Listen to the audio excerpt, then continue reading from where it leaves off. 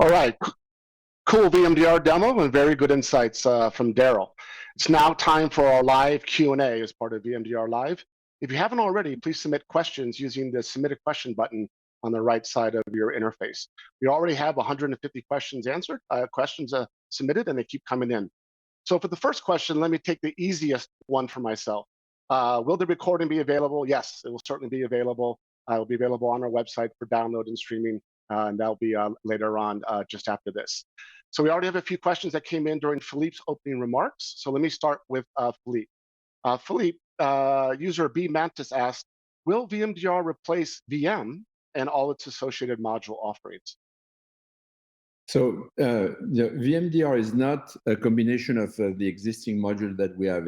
Essentially, it's one, as you have seen on the Sumedh demo, it's one single application. So in that sense, it will replace, of course, a lot of the functionalities that we have with the various VM solutions like Threat Protect, etc. Now, however, we're not going to force people to upgrade to VMDR, so they could go to VMDR at their own leisure. And as Sumedh mentioned, they still are going to be able, however, even if they don't upgrade, to have some of the advantages of VMDR, namely, with the dynamic dashboards, as well as other features that come with VMDR. Okay, and there's actually a follow-on question about that. With the traditional Qualys IP-based pricing, how does VMDR asset-based pricing differ, and how can that be used? So on one hand, as everybody knows, I mean, all of our users, it's extremely easy to deploy, Qualys at scales. We have customers who scans millions of IPs every day. Now, VMDR brings that ease, if you prefer, of deployment to the ease of procurement. Because now, instead of having to count the numbers of scanners, the number of agents, etc., all of that is included. So we essentially price on a per asset basis, for VMDR. So you have all the functionalities of VMDR, as Sumedh very, very well demonstrated, on a per asset basis. So it simplifies significantly the procurement process. Okay, great. Thank you very much. In fact, a lot of questions on VMDR itself and some of the individual capabilities. So we'll go do some questions for Sumedh. There are a number of questions around asset inventory capabilities that you demoed in VMDR. One from Luke asked, does the asset discovery and inventory identify external facing assets? And he had a second question, do the capabilities of end of life and end of support for hardware and operating systems, and I'll add also applications, how do those get factored in, since, as we know, unpatched applications can be at higher risk? Yeah, so great question. As Philippe mentioned, right, VMDR is not just a combination of couple different scanners or agents. It's really bringing a lot of the data from the different sensors together and correlating it in the backend. So as you saw in the demo, there is a clear way to basically identify external facing devices today using our scanners. We do that extremely well because we have a cloud-based platform. We can essentially have the ability to scan the entire internet. And we can identify the external assets. We're also working on some integrations to bring additional feeds into that. And then that asset inventory basically gives you the visibility from an internal asset perspective as well. It's not just enough to have like just a hardware-based asset inventory, the software asset inventory that the agent brings. We do a lot of enrichment around that. We do categorization, normalization, so we can tag things automatically. What is a database? What is a web server, as you saw in the demo? So all of those capabilities are already included as part of VMDR. There are some additional optional enhancements like ability to know end of life or ability to be able to enrich that based on publisher information and things like that, which not all customers always use that. So in those cases, you can always add that as an additional ability on top of VMDR.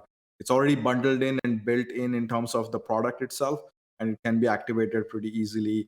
And you can definitely do a trial of that as well. Okay.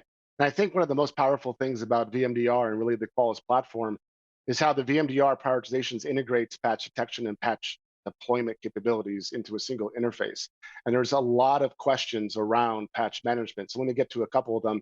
Shawnetta asked, if an organization does not have the Qualys patch management module enabled, will the VMDR dashboard still show if a patch is available to the user? Absolutely. So that's the great part about that unified interface, which is the ability to go from detection of a device all the way to detection of patches as included as part of VMDR. What that means is that you to be able to detect the specific patch on the specific device, you need to be able to use the agent so we can tie exactly which file needs to be deployed on for fixing the specific vulnerability. And even if the patch deployment capability is not enabled from Qualys, the detection capability is included as part of VMDR. So all VMDR agents will automatically be upgraded to be able to have the ability to detect the exact patches, and that's included as part of VMDR. And then from there on, organization can decide whether they want to leverage that information for using with third-party patching systems, or make it even easier by leveraging Qualys agent itself to deploy those patches directly and reduce the amount of time it takes to patch. Okay, good. I think you already asked the next question coming up. I have Qualys, but another team does the patching in my organization. How can VMDR help them? Yeah, so that's the nice part about the platform, that it's all included as part of the wider platform in terms of the integration, in terms of the modules, in terms of the database in the back. So it's a very integrated experience. It's a very seamless experience with nice workflows. However, being born in the cloud from day one, we've always had very strong role-based access control capabilities and user scoping capabilities. So even if it's a different team in the organization that is the one that's doing the specific patching, they can be very easily given specific access and specific permissions to just look at the patching part and have an approval workflow in there. And so you can have that separation of duty between the vulnerability team and the patching team, so that two different teams can be on the same platform looking at the same data, but through different views and through specific tailored workflows for that individual user as well. Okay, and I think another question that Mario asked was, customers are concerned about potential issues when patching production servers. How can a customer predict the potential issues? How can Qualys help? Yeah, so we have a very highly feature capable patch deployment capability, right? That module is very mature. It has everything from ability to do scheduling, rollback of patches, lots of different capabilities already built in. And because everything we do on the platform has that homogeneity of the cohesion of being tied around asset and asset tags, what we see is that a lot of customers who have automated testing, automated test beds created, they can simply enable a one particular tag on test systems to get the patch first. And once they are satisfied that the patch on the test systems is not causing any issues, then the patch can roll on to rest of the actual production tags. So that makes it extremely easy to first ensure that you go through the change control and ensure that the patches being deployed are something that will not impact the assets negatively. Now, you can also do that based on the type of asset. So in many cases, for example, laptops, you probably always want to auto patch your Adobe and a few of the operating system type of patches, so don't have to go through a lot of testing and verification. But as the capability matures, we should also be able to provide information on which patches might be failing or causing issues. So there's many more additional integrations we will be doing that will also bring in that specific information to make it easy to do the patching through automated workflows. Okay, and actually that process you talked about during your keynote at Qualys Security Conference earlier this year on how people can integrate patching with DevOps and CI/CD. Okay, Yeah. maybe, so overall there's a question for Philippe. I think there's a question that someone really asked overall. And Scott asked, how do you differentiate what Qualys is doing with VMDR from what Tenable and Rapid7 has? So I would say, generally speaking, if you look at the security industry as a whole, Qualys took a very different approach. Most companies essentially pushed because of the need to find funding or the need to go public. They went to, their strategy was a strategy to grow as fast as they could. Our approach was very different, as you saw in the presentation of Sumedh. We realized that at the end of the day, what needed to be done is to build a real platform and a real cloud-based platform.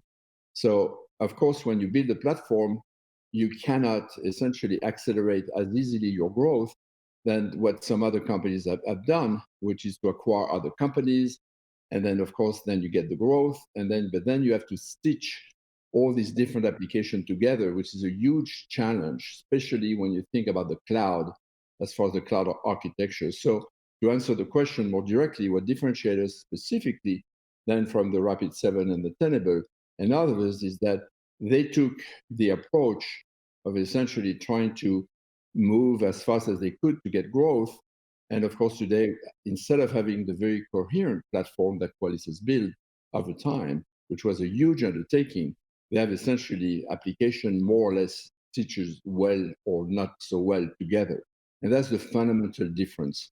And because of that approach, as I mentioned in the introduction, now we can now continue to expand very easily into other markets, such as the EDR market and other markets that we just mentioned, like the incident response market and other application out of the same platform, where everything is centrally managed and self-updating. So in a way, the value proposition of Qualys today, which is very unique, is that on one hand, we can help our customers consolidate their stack of existing enterprise security solution, which they have piled them, that like there is no tomorrow. And then on the other hand, also allowing them to, in that case, reduce the costs, increase their visibility, and then also help them secure their digital transformation, which is what we're doing, with Microsoft, where now our agents are embedded, etc. So we have an architecture that really, really scales. So thank you for that. And actually, that really enforces what you've been saying for years, that the architecture really is the power behind the Qualys platform. Drilling down back into... I call it the architecture stupid. Okay. All right, very good. Drilling down into some of the more technical questions, a few questions around Cloud Agent. So B. Santi asks, we are currently using the Qualys Cloud Agent for VM on our cloud VMs and premise virtual machines. Is VMDR different than what we have now and what we're using today? Yeah, so this dovetails directly into what Philippe was talking about earlier, is that it's all built part of the same platform, leveraging the same sensors, same agents that we have had, and we haven't sort of slapped on different acquisitions that we have done to try to stitch them together in a story. So which means that all the capabilities that are there are built into the platform, which means that we use the exact same agent. So it's not a different agent. So if you already have Cloud Agent, so just and just so we're level set on this conversation, there is only really one agent from Qualys, whether you use it on the laptops, whether you use it in the cloud, AWS, Azure, or whether you use it on your on-prem servers or wherever it is. It's really the same code base, extremely lightweight, small agent, which does the data collection and sends it back to the platform. So which means that all this additional capability that we have is built directly into that same agent. You don't need to install another agent, or you don't need to go and manually upgrade the agent. Once accounts are being turned over to VMDR, the required capability on the backend and the agents is being automatically and completely seamlessly upgraded. So it's not a different agent, and you don't really have to do anything extra to be able to use the agent for prioritization, patch detection, or patch deployment. Okay, thanks for clarifying that. There really is only one agent here at Qualys. Ted, though, had a similar question on the agents. Does VMDR require the deployment of the Cloud Agent, the Qualys agent? So I think VMDR does not require that the Cloud Agent be deployed. I think we can provide some good ability to look at the threats and prioritize based on scans and authenticated scans even better. But today, given the dynamic nature of the assets and how quickly assets are changing and how quickly vulnerabilities are changing, a lot of the value of VMDR really comes from having more real-time information coming from the agents, as Daryl mentioned earlier as well, that it's really nice to have just things being updated automatically and being tracked. And so while VMDR doesn't necessarily require the agent we deployed, you get a lot more value out of the entire VMDR workflow, because we can get very precise and detailed and up-to-date information from those devices, automatically correlate that and highlight what's needed. Now, of course, if you want to take a response action or want to know the exact patch that is missing on that particular device, then you need the agent. If you want detailed asset inventory, you need the agent. The agent definitely brings a lot more high fidelity and ability for us to correlate much better when you have that agent down there. Okay, so changing topics here, and this really shows the creativity of the Qualys customer. Shannon was able to ask 3 questions in a single submission. So I will go ahead and try to ask all 3 at one time here. Are you going to cover cloud environments after IoT? Is VMDR FedRAMP certified? And can you cover the API options? So really got 3 into 1. So that's for you, Sumedh. All right, so I think the first one is free, and then the other ones I think we charge for, right? So okay, let me see if I can remember all of them. I'll start from the end. So APIs. So APIs are the same APIs we've always provided from a asset perspective. So we, as you enable VMDR, a lot more high fidelity telemetry information will be coming out from the APIs. We have a couple additional new APIs related to patching. So those will provide some additional information if you want to integrate that with other patch management solutions or with some other ability to basically approve patches and things like that. And then there is, of course, the base level of the API usage tier is already included in VMDR. If you want to have a lot more high parallelism on the APIs or things like that, then that will be something that would have to be discussed with the account manager to see how we can help there. In terms of FedRAMP, yes. So essentially, we are FedRAMP certified. We eat our own dog food all the time. And we use our own solutions to stay FedRAMP certified. And so we do everything that we do on the platform is part of that same FedRAMP certified platform. So yes, VMDR is FedRAMP certified. And then in terms of the agents expanding, so it's the same agent running in whether it's cloud, whether it is on mobile devices. So one of the things with VMDR is we're including an agent that is for Android, iOS devices. So those kind of agents can be put on your tablets that are on your meeting rooms. They can be put on Android TVs. They can be put on different type of devices as well. So we start to cover, and you'll see more of that coming from us in terms of IoT coverage as well. But again, everything that we do will be in the cohesion of the VMDR, and the VMDR concept is the ability to discover all the devices, look at their inventory, whether they are a cloud, IoT, and on-premise, remote endpoint, whatever it is, bring all of those together, correlate them, detect the vulnerabilities, again, using different sensors, whether it's agent scanner or passive scanner, do the prioritization by taking threat feeds that our research team is working on, plus from partners, and then providing the ability to remediate and taking response. And that's why you saw in my slides, I talked about additional response capabilities are also coming from that perspective as well. So I don't know, Philippe, if you wanted to add anything to the agent. No, I think, and also you didn't mention the configurations. It's just not just the vulnerabilities, it's as well as the configuration. We're also looking, as you know, I try to find out if vulnerabilities are reachable, et cetera, et cetera. So we're continuing, expanding significantly, our view of that landscape, which is very hybrid, as we very well know. And I don't know of any solution today in the marketplace who can really cut across all that hybrid environment as well as we do. Okay. In fact, let me follow up, Philippe, to your statement, since there's a lot of questions on asset inventory at Qualys, and a lot of questions on, why is all the inventory discovery included as part of VMDR? It seems like it's an IT use case, and Qualys is security. A lot of questions on, why is Qualys giving all this capabilities around IT asset discovery to their customers? That's an interesting question. If we go back to the early days of Qualys, what we realized very early on is that the fundamental challenge of vulnerability management were, one, you needed to be capable of identifying what you had. And we're doing that in a very crude and primitive way through the scanning. And then our customers had to go to IT to say, is that really a device? What do you see here? And there was a lot of confusion. So that's one of the problems of vulnerability management. The second problem was, which Qualys have solved very well, which was the problem of essentially the false positive. So you don't want to go and tell that there is a vulnerabilities when there is none, and even worse, when you don't see a vulnerability.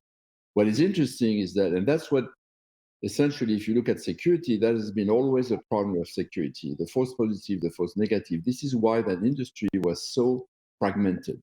What we always believe, and now we're proven right, is that if you could bring all the necessary data in one place, then, and where you could have enough computing power and you could bring and you could enrich the data, etc., you could build an entire suite fundamentally of best of breed solution, which you could not really do as an enterprise with an enterprise architecture. So I think we have also solved the problem of the false positive, and in our forthcoming EDR solution and incident response solution, one of our goals obviously is to have significantly less false positive or false alerts, if you prefer, that these current systems are generating. And the third solution was that's not good enough to know where are your vulnerabilities. You need to prioritize them, which is also not a walk in the park. And finally, you have to essentially remediate, patch this solution or mitigate. And that's why it took us so long. But we knew this problem since the very, very beginning. This was our challenge. And we realized that it's only with the cloud architecture and essentially throwing significantly more computing power, having more and more connectors so we could capture the data or sensors, that we could really realize that. So that's what I mentioned in my opening remarks, is that VMDR has been a long, long time in the making. There's been a huge engineering effort. So maybe staying on you, Philippe, how would you give advice to the people who are asking questions about agent? Because some of our first customers that deployed the cloud agent, they got now a huge deluge of new vulnerabilities on assets that they could never scan before. And with the free remote endpoint protection, now they're looking at and managing systems that are not even on the network. So what type of advice would you give to customers as they move to Qualys and move to VMDR in terms of now all this new vulnerability data? This is an interesting question because it's exactly the opposite. The problem of scanning today, even if you have authenticated scan, it's really painful. If you don't have authenticated scans, your scans are not really precise. If you do have authenticated scans, they are more precise, but then you need to fetch the credential, then you need to have the scanning windows, then you don't have the real time.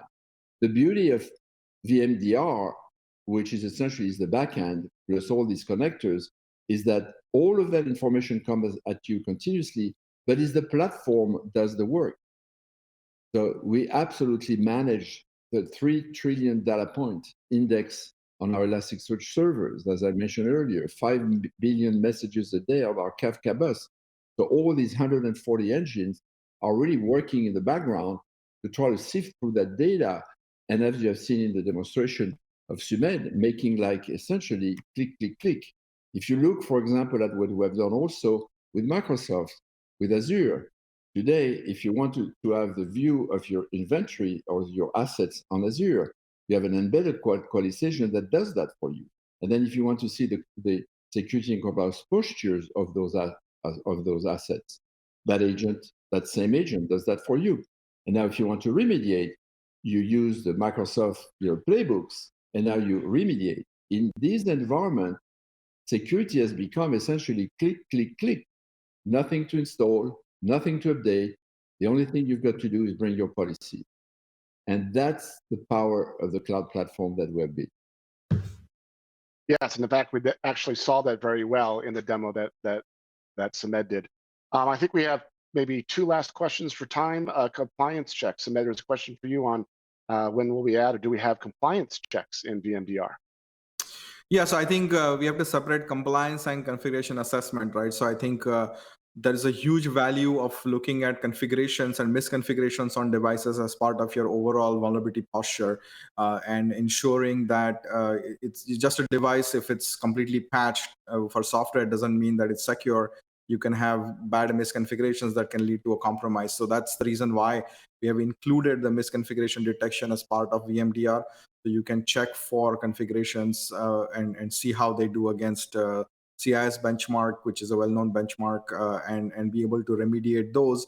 Of course, if there are more custom policies or mandates that need to be looked at, then the policy compliance solution from Qualys can be enabled so that you can actually get more things like FedRAMP and CIS. In addition to CIS, you can get FedRAMP, PCI, and other benchmarks, or FedRAMP, in fact, is a big one that we can satisfy as well. So yes, configuration checks are included as part of VMDR, and then the compliance can be something that can be added on. Yeah, and I will add one thing that Sumedh, to what Sumedh said, is that the beauty of our platform is because we bring essentially IT, security, and compliance data. In fact, it's the same fundamentally data. Now, there are different views and different use cases, but by bringing all that data into one place, then we can have to provide the view of IT, the view of security, and the view of compliance into one single platform. So you realize how much simplicity and how much cost we can eliminate today out of the current solutions, which all are very different and extremely difficult to integrate. Okay, we are coming to the end of our live Q&A as part of VMDR Live, and there's only time for one more question, and this is for Sumedh. Where can I read about VMDR? I don't recommend reading about VMDR. I think the easiest thing is to try it. So you can go to if you're an existing customer, it's being enabled on your account. And so the best way is to just try it, because all the data you already have, you're going to see very quickly how we have prioritized that information. And if you are interested in finding out more about VMDR, I would say go to our website, sign up, and just download a few agents. And it's so easy. So easy to use. I think that's the best way to do it, because the reading will take a long time and won't really give you the information needed anyway. So, and we have also technical people on the lines, through our chatbot, who can really help you automatically. So it's not only it's very easy to deploy, to use, but then also you have at your fingertip, you have all the help you need to fundamentally look for yourself, and that's the best solution. That's the best thing that we can say. Yeah, because there is all these, we have over 200 questions that have come in, and we're able to answer only like 10 or so right now in the given time. And so all these questions will be answered if you can, go and we'll of course respond to the questions, and we will put all of this live as recording, as Chris said. But yeah, I think the best way is to just give it a try. Okay. Right, in closing, thank you again for attending VMDR Live. The recording will be available soon. And do try VMDR, and please try to stay safe.